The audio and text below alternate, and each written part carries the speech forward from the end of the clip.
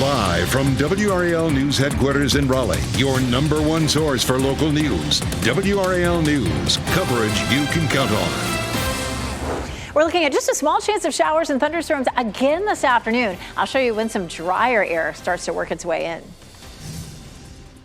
I'm Brett Neese in Asheville, where today new roadblocks are set up to protect some of the damaged areas here in this city. This morning, I'll show you other parts of western North Carolina that were hit hard by Helene, including this community near Black Mountain.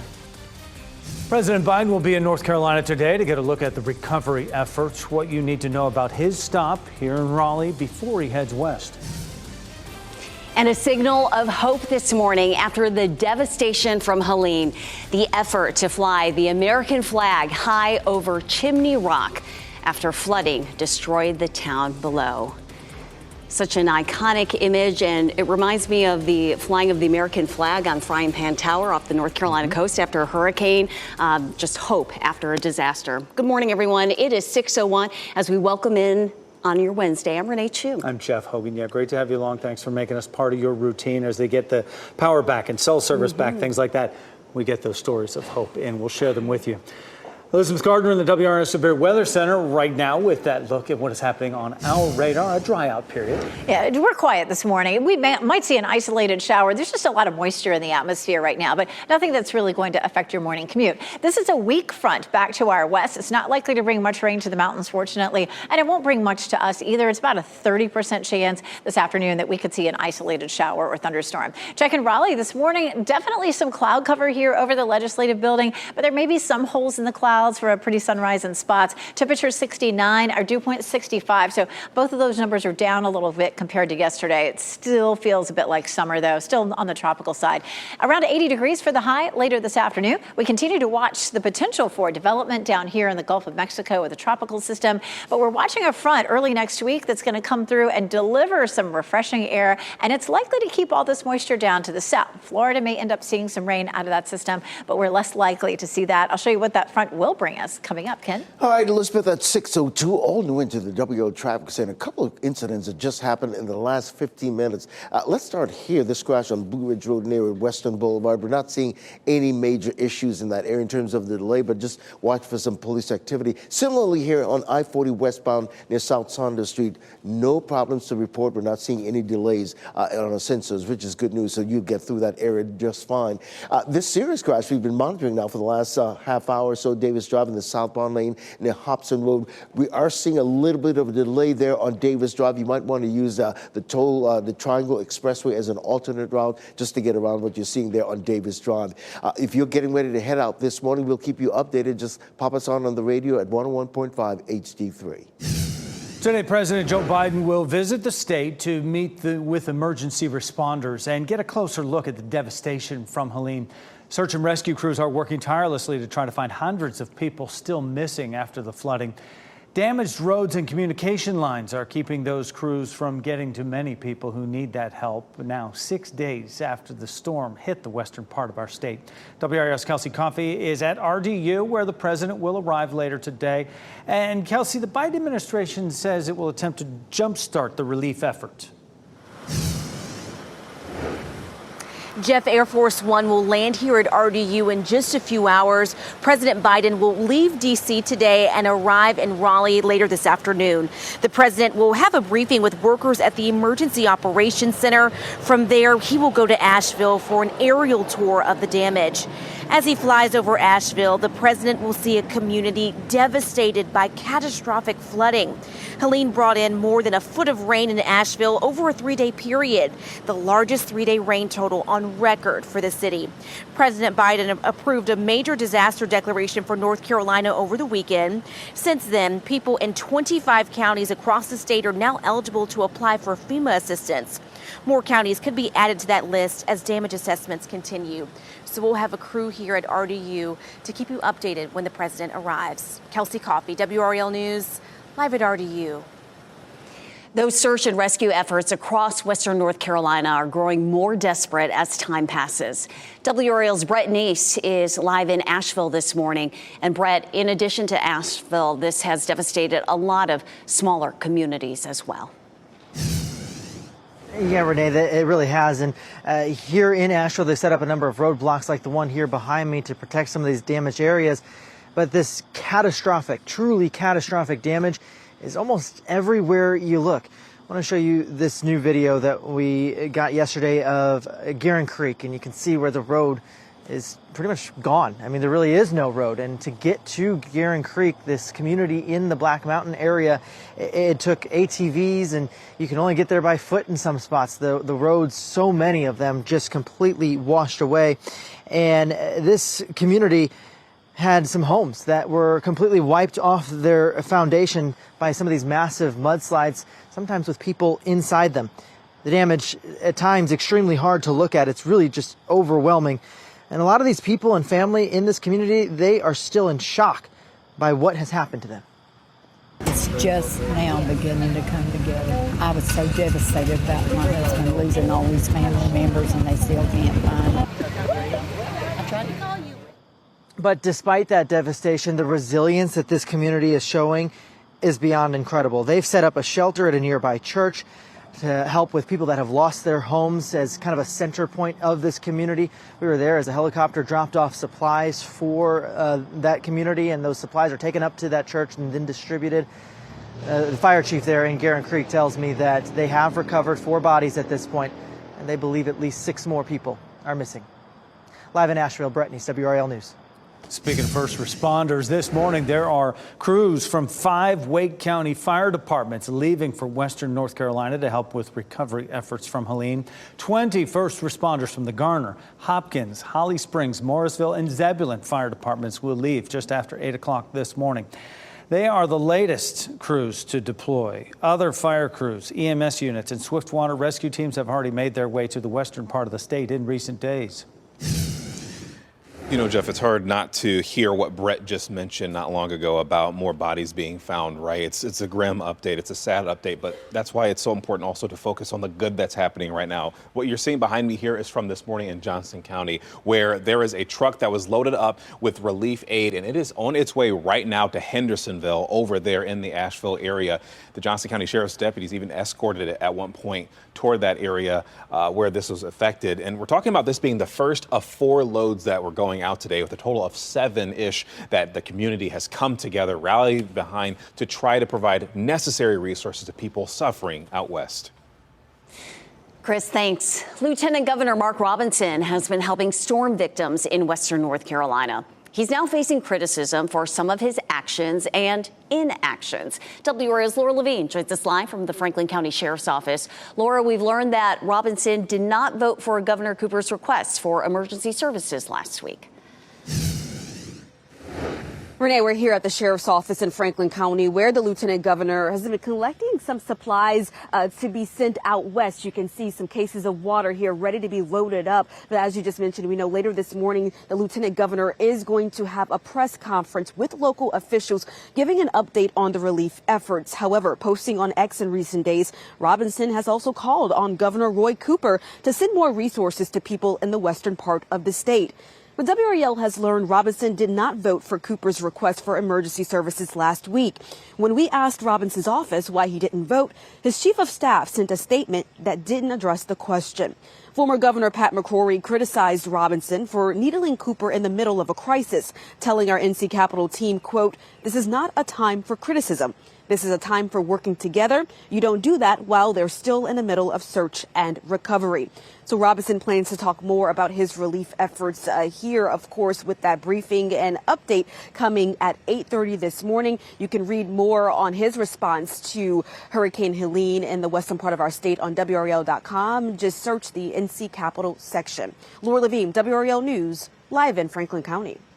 Republican Senator J.D. Vance and Democratic Governor Tim Walz clashed on everything from economic and gun policy to immigration in the only vice presidential debate of the 2024 election.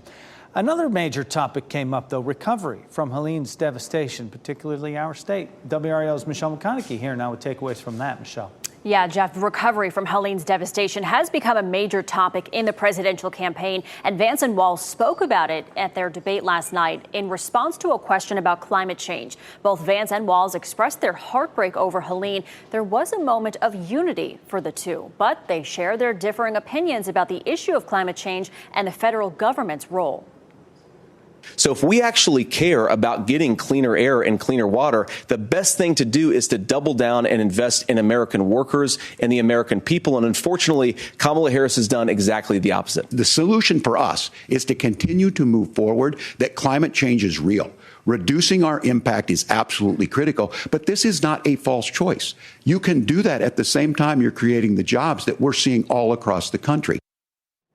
And more than 500 registered voters who watched were polled after that debate. 51% said that Vance won the debate. 49% that Walz won. Also, the event left viewers with more positive views of both candidates than they held pre-debate. Coming up in 30 minutes, what the candidates had to say about our economy. Michelle, thanks. 6:10 now, a narrow escape from tragedy for a family trapped in their home by flooding from Helene. Our doors would not open. They were shut. We could not even open the doors. How a neighbor was able to rescue them after water filled their home. High school athletes in the state will be able to profit from name, image, and likeness. When the new ruling will allow players to be paid and when it'll go into effect. And we've had an unsettled pattern for the last several days. Still a small chance for rain today, but eventually we move into a drier pattern. I'll show you when we get a real fall feel moving in coming up. As you get into your car, tune to WRAL News Plus on your radio. In Raleigh on 99.3 FM. In Durham, 96.5 FM. And everywhere on 101.5 HD3.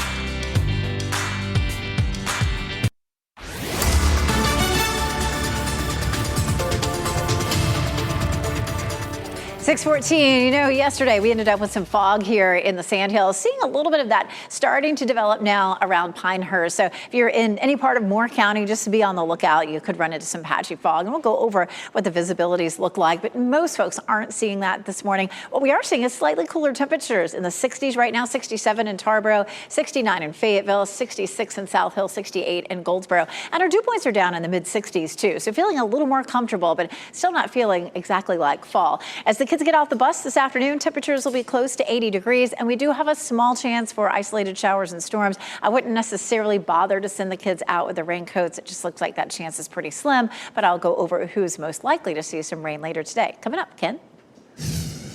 Elizabeth, happening now in the WRAL Traffic Center. We continue to monitor this crash here in the Durham area. It's really on Davis Drive in the southbound lane near Hobson Road. We were seeing a little bit of a delay there on Davis Drive, but you might want to probably use a Triangle Expressway as an alternate route to just avoid Davis Drive this morning. We have a couple of incidents right now on Davis on Western Boulevard and Blue Ridge Road. Also, I-40 westbound there, South Saunders Street, not causing any problems this morning. But if you're getting ready to head out, listen to us on the radio. 101.5 HD3, Renee.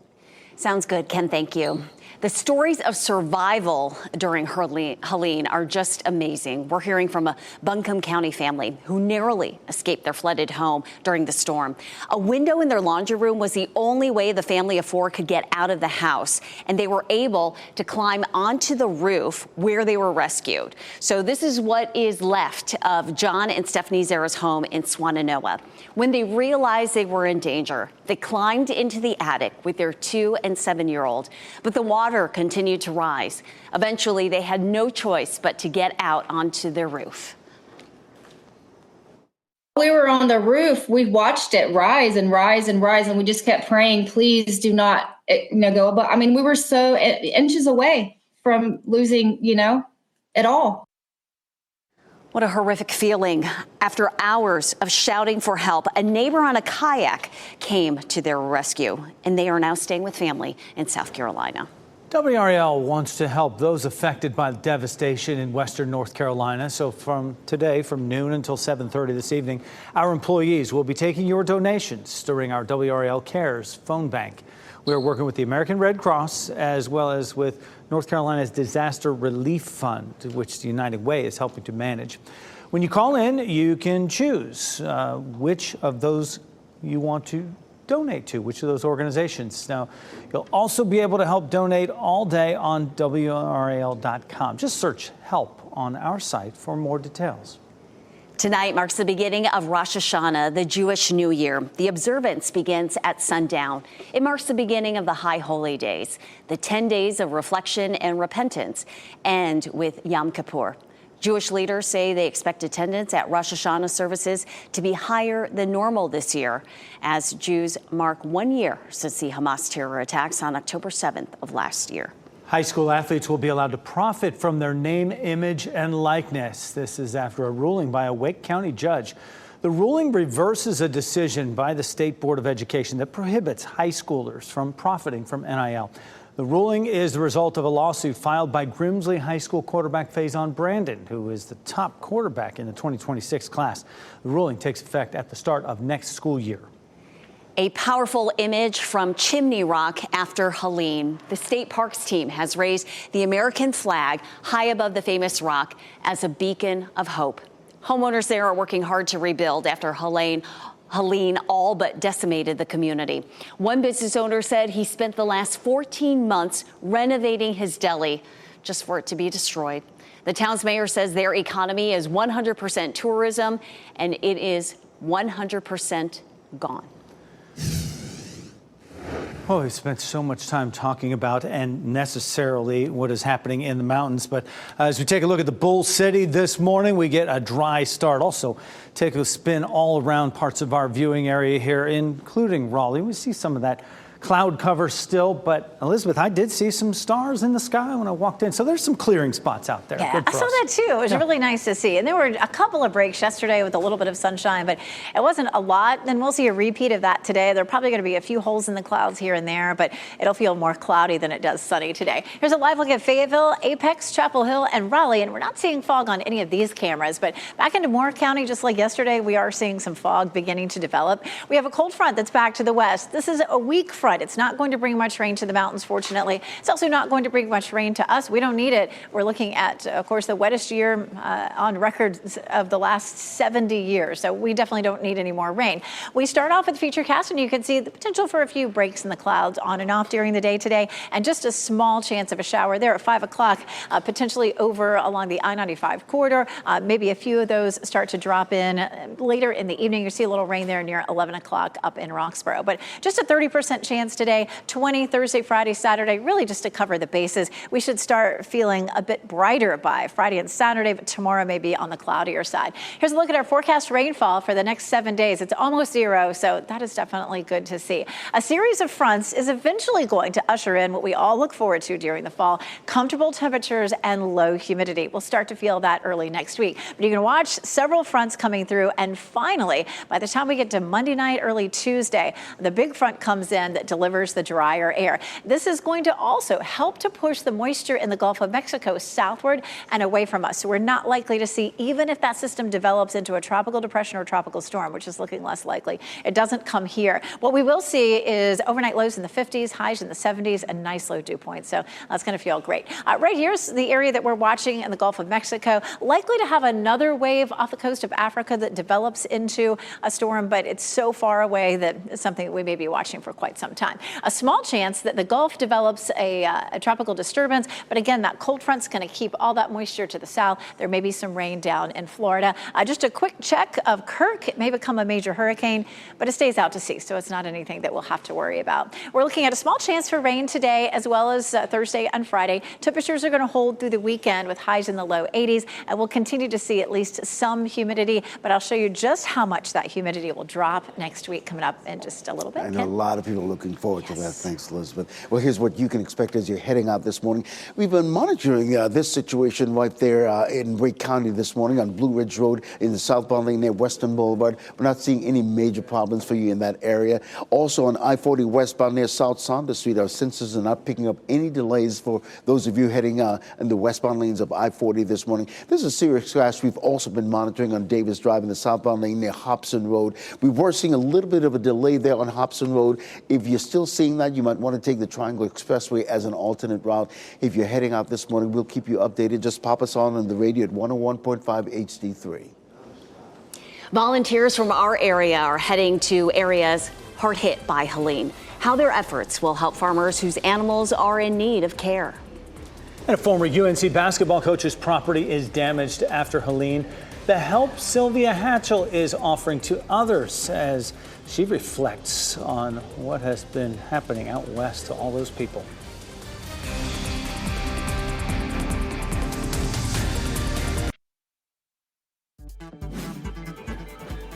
This What's Trending report, sponsored by Rug & Home. A new documentary digs into the life and career of Elton John. Ken Smith here now with What's Trending. Ken. Yeah, the Rocket Man. It's called Never Too Late, and it premiered last night at the New York Film Festival. I was very young. My life was all consumed by music. I just wanted to become a songwriter. And the audiences grew. Yeah, it examines Elton John's life on top of the music world, as well as his struggles with drugs and coming to terms with his sexuality. It will have a limited theater release before streaming on Disney Plus in December. So they had that premiere, and Elton John, look at this, he played at the premiere.